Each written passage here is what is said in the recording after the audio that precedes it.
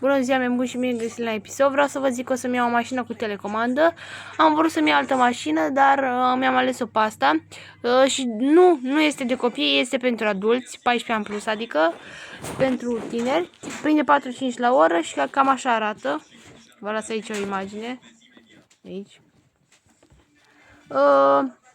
Este 315 lei. Nu știu când o să-mi iau, că o să vină ziua mea și de ziua mea o să-mi o cumpăr.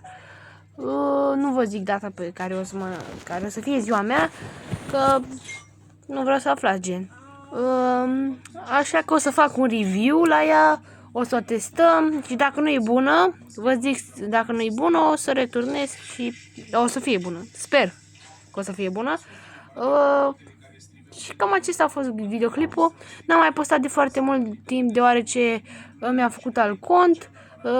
Acum mi-a schimbat telefonul și am fost nevoit să mă reîntorc la acest cont.